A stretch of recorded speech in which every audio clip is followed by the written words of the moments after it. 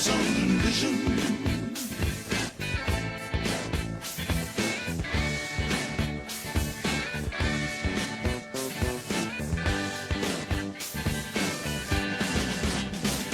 Blue, electric blue. That's the color of my room where I will live.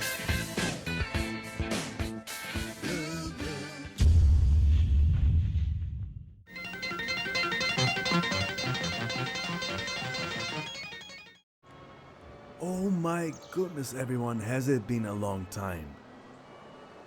But here we are in 1977, the year of purple and hues of orange and yellow, the year of Queen with Somebody to Love.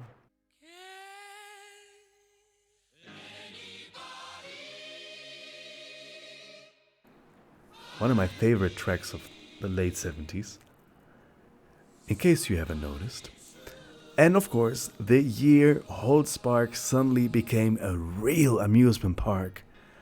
All of the lumber activities vanished, making place for 5 exciting, well, let's just say 3 exciting rides, and then there's a carousel and a Ferris wheel. And then there's the Fairytale Forest, modeled after fairy tales by the Grimm brothers.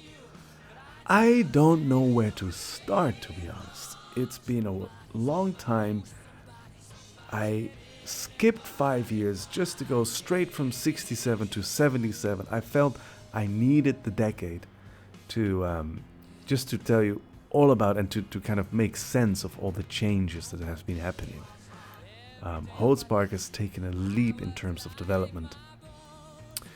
I think something that I already hinted at in the previous episode, 1967, is that a beautiful railroad, a single-track railroad, was laid out throughout the valley. And naturally, Holzpark, being one of the major tourist destinations, got its own little station. It also got a bit extra parking lot. It's not much. And this remains a rather problematic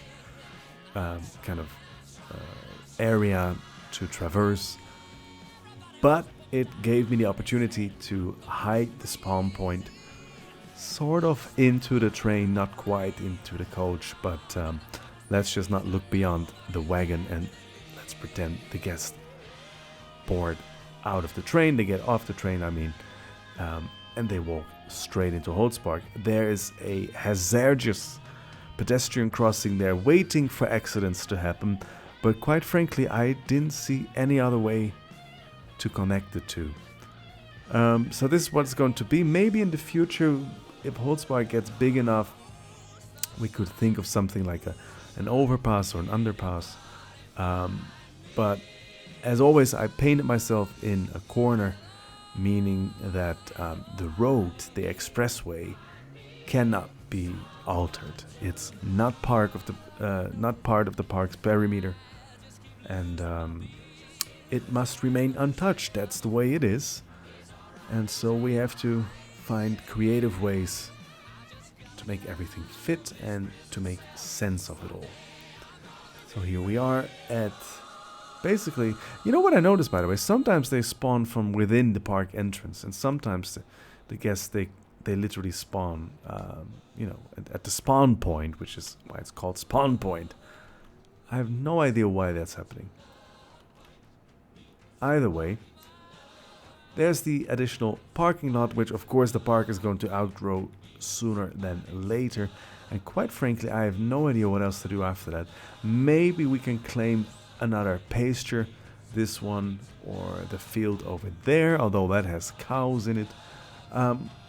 Either way, will be too big soon enough. Now let's take a look. All right, we have an entrance, a real entrance this time around. I wanted something rustic. I wanted something that kind of reflected the fact that it's that the park is in Tyrol. So there's a bit of Italian, there's a bit of German. And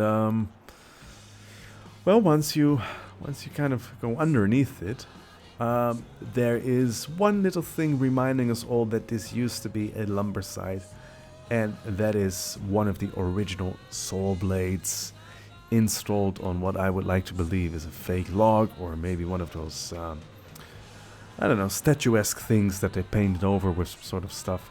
Who cares? It's a nice thing to look at. It's a reminder that the original Holzpark, the lumber mill site, was there in 1887. That's when it was founded. And we've come a long way. I don't know if you remember how it started 2 decades ago with the job fair. This is a picture of it. And from there we tackled new areas. And now the entire A, B, C, D, E area, all of the grounds that were purchased over the years are developed now into an amusement park. I'm very happy about that. On to the left, right away is the Fairytale Forest. Let's just start there. Well, there is little, what do you call her? Red Riding Hood? I think that's it. Riding Hood, red, something like that. And here she is with her beautiful red cape, which I think is a TMTK dress that I downloaded. But hey, as seen from afar, it looks wonderful. But it wouldn't be complete without, there she is, the big bad wolf. I wish I could make it more elaborate than this, but we'll just have to use our imagination. Pretend that she's knocking every now and then. Oh, you heard that? There's always the sound of a squeaking door, so I'm trying to make it a bit more alive, but this is as good as it gets. So that's Fairytale number 1. Then, one of my favorites is the Frog King. And for that I used one of the Aquanura toads that you can find on the workshop from the Efteling, the water spewing frogs or toads right there at the entrance to the Aquanura water show. And I thought it just makes a lovely Frog King. And yeah, it works. It's simple, but it works. Straight ahead, there's Rapunzel's tower. I used some of Hydro's cables to kind of mimic the hair, and I really like how it turned out. I think every Rapunzel tower sort of looks like this one. But it's effective, it's cute, and well, there we are.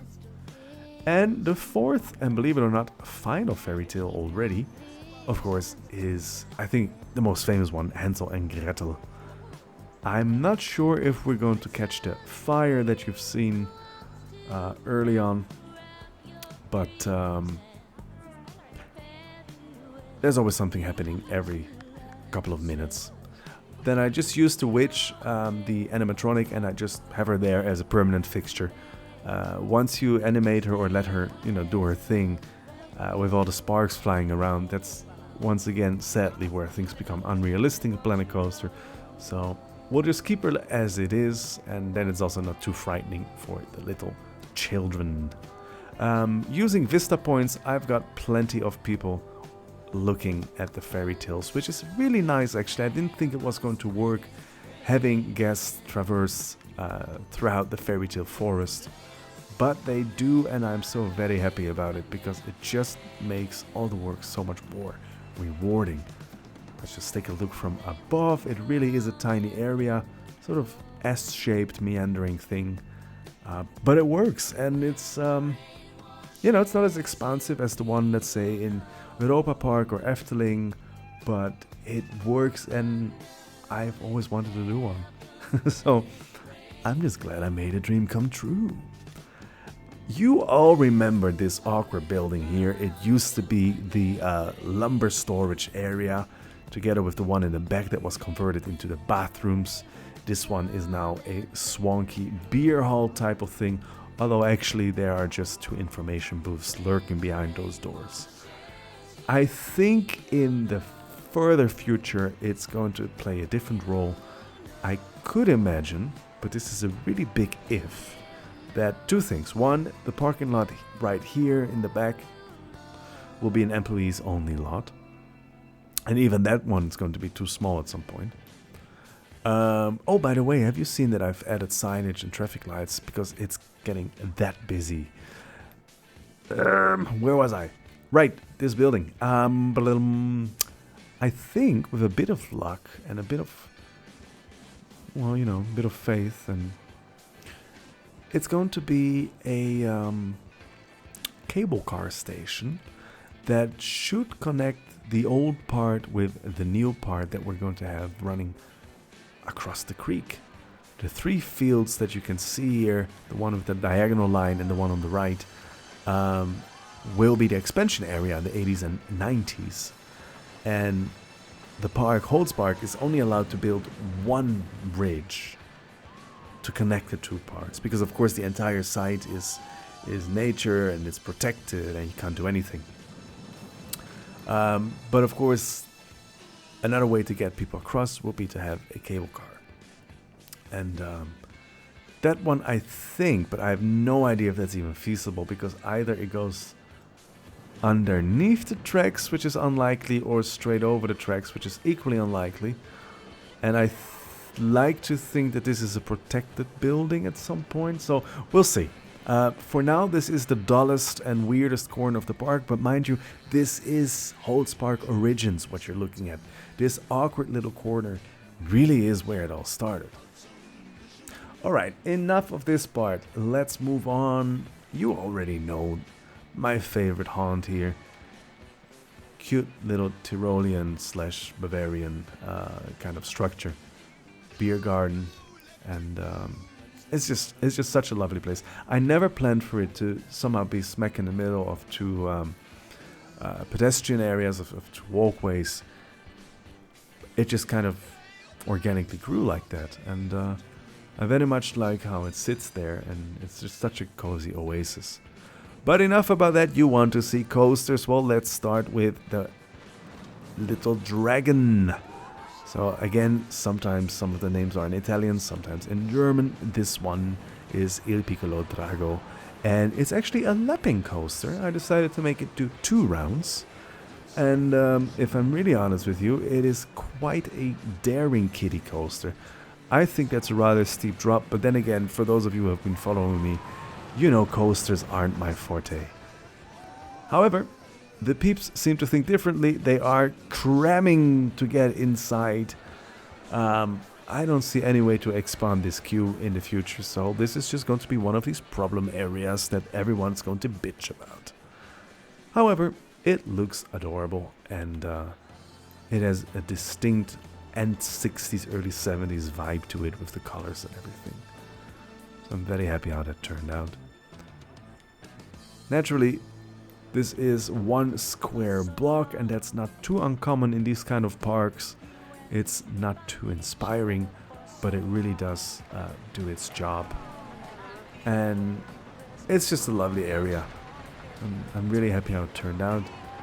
You can see both coasters from here. Yeah, I'm satisfied with it. And you may think, why is he droning on about that? Well, most of the times I'm not satisfied with my build, so it's a nice change. Alright, going over people's heads. Where, by the way, out of sheer coincidence, this long axis came into existence, which in the future will be such a nice traverse to have banners and announcements and maybe even some sort of a starry Hollywood Walk of Fame kind of thing here. Who knows? It's a long walkway, and I want to put it to good use. Where was I? Oh, yes, there I was. You already know the balloons from last time. Nothing much has changed. Remains a very popular area.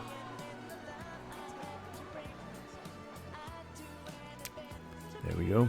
And I'm guessing we're looking at a ride that broke down. Well, that's a pity. Let's rather look at the Riesenrad, the Ferris wheel. And way ahead of its times, we have a well-visited picnic area, actually. Much better than the beer garden. Please do ignore people walking through the tables. But I built this car many moons ago. For those of you who remember my 7 Seas project, which was to be modeled after 7 countries. I think it was Germany, Egypt, United Kingdom, Netherlands, Mexico. and then some. Anyway, I built this car, and for someone who's not too crafty at that kind of stuff, I'm really happy how it turned out.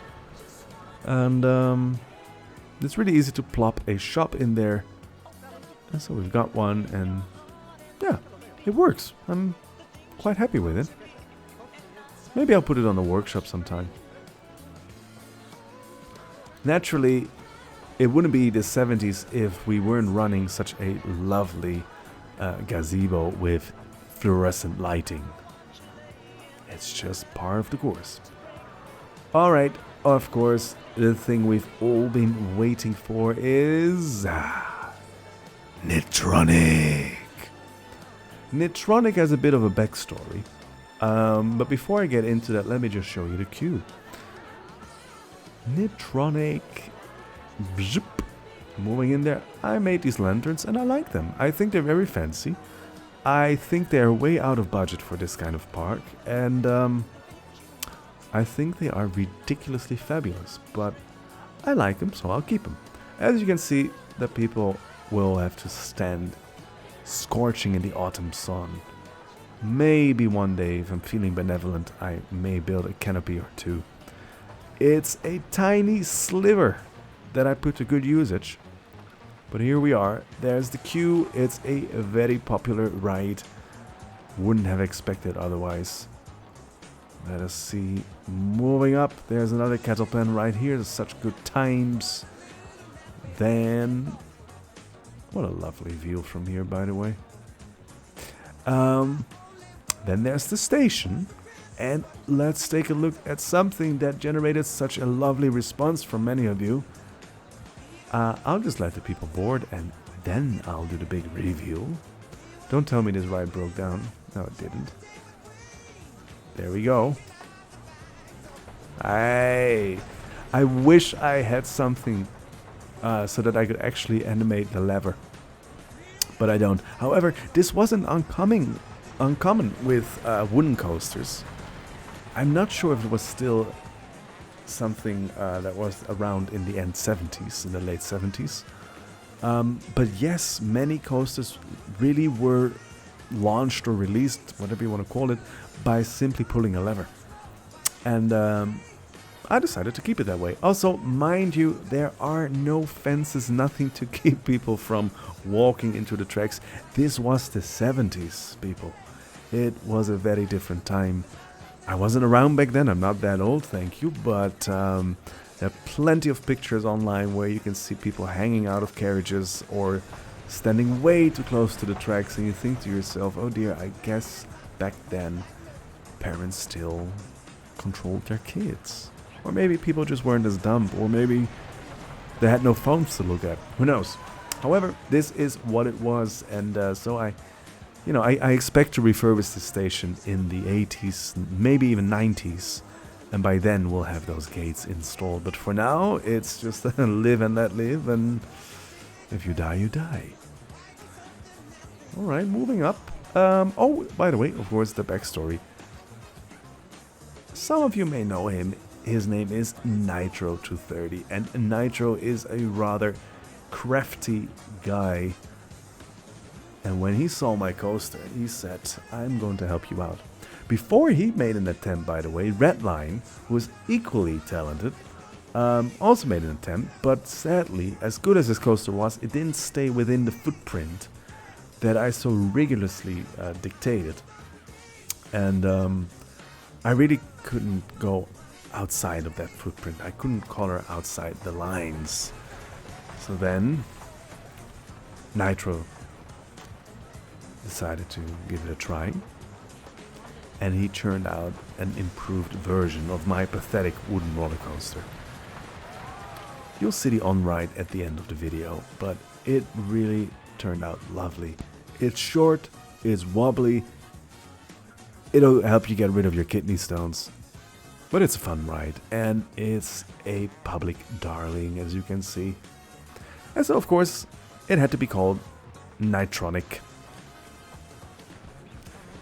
This little area, by the way, I really couldn't figure out what to do with it. Quite frankly, I wanted to make an exchange track here, a transfer track, a switch track, whatever you want to call it. And there's a reason that will be revealed in probably the next or the next episode why this part here is built the way it is. But I just didn't have the space for a transfer track. So, crafty cow that I am, I decided to add something here. There's a platform and a toolbox. What more do you need? And well, I guess the toolbox is still there, left by one of my shady repairmen. Yeah, and this is where shit gets repaired when it breaks down, and that's it.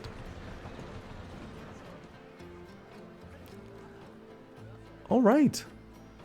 I told you this was going to be a lengthy episode, and I think I have told you everything there's to know about Holzpark 1977. 1982 is right around the corner. I'm probably not going to expand yet. I expect that to happen somewhere right after 82, when the park decides to buy up some land. I expect the park to buy up all three pastures all at once, and then slowly develop their way into it. But in 1982, you can expect some improvements on the existing park, some new color schemes for a ride or two, maybe the carousel, because it will be showing its age at that time, 25 years. It may actually get a lovely skin, a canopy, a building around it. We'll see. There's a lot in store. And I think now it's time to enjoy the ride. See you next time. Thanks for watching.